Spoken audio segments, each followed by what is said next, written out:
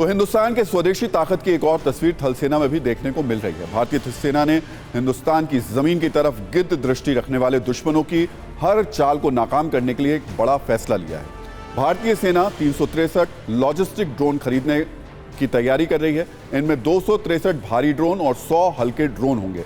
हवा में रिफ्यूल और ये रिचार्ज होंगे। ड्रोन का दुर्गम इलाकों में सामान ढोने में इस्तेमाल किया जाएगा। ये ड्रोन भारतीय निर्माताओं से ही खरीदे जाएंगे।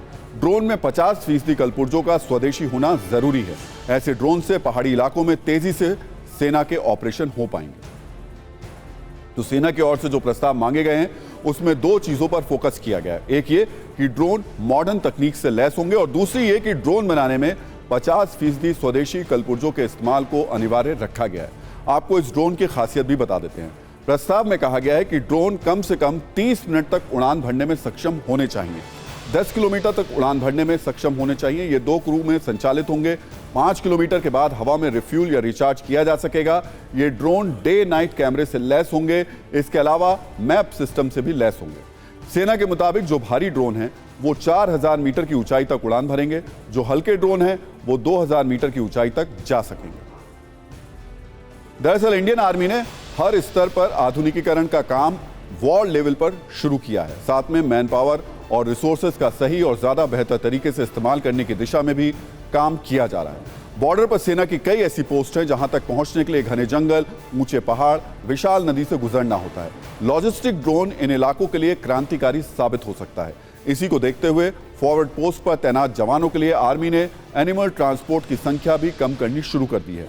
अब तक दुर्गम इलाकों में सुरक्षा बलों तक सामान पहुंचाने के लिए ज्यादातर एनिमल ट्रांसपोर्ट का ही इस्तेमाल होता रहा है। एनिमल ट्रांसपोर्ट में वक्त भी ज्यादा लगता है। जहां तक सड़कें नहीं हैं वहां तक पहुंचना भी मुश्किल हो जाता है। लॉजिस्टिक ड्रोन से वक्त की बचत होगी और पहाड़ी इलाकों में ऑपरेशन को अंजाम देने में आसानी होगी। Army chief general Manoj Pande पहले भी इसका ऐलान कर चुके हैं कि साल 2030 तक एनिमल ट्रांसपोर्ट घटकर 50 से 60% तक रह जाएगा।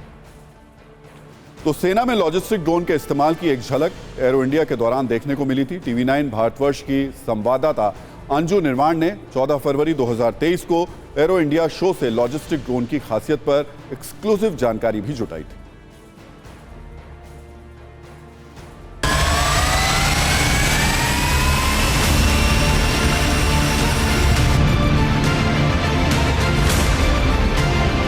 मेक इन इंडिया स्कीम के तहत तैयार किए जा रहे ड्रोन्स भी चर्चा का विषय बने हुए हैं।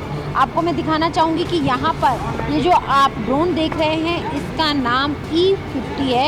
एक ऐसा कार्गो ड्रोन जो कि जो सामान है उसको एक जगह से दूसरी जगह तक ले जा सकता है।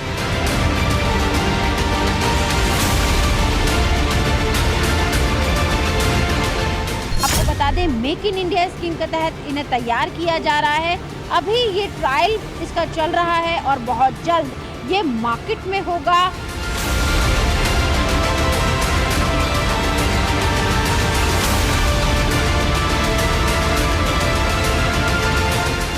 ये है हमारा 3x3 मीटर का ड्रोन। इसका नाम E50 इसीलिए रखा गया है क्योंकि E फॉर इलेक्ट्रिक और 50 फॉर 50 kg का पेलोड उठा लेता है पर ट्रिप। तो इसकी ट्रैवल रेंज 200 किलोमीटर तक की है। तो आपका जो पिकअप लोकेशन है और डेस्टिनेशन है वो पिकअप लोकेशन से 100 किलोमीटर दूर हो सकता है और रिटर्न आने के लिए पूरे 100 किलोमीटर। इसको ऑपरेट कैसे करेंगे? आर्टिफिशियल इंटेलिजेंस के थ्रू इसको ऑपरेट किया जाएगा। ये पहले रिमोटली पायलटेड होगा तो उस तरह से हम इसको उड़ा सकते हैं।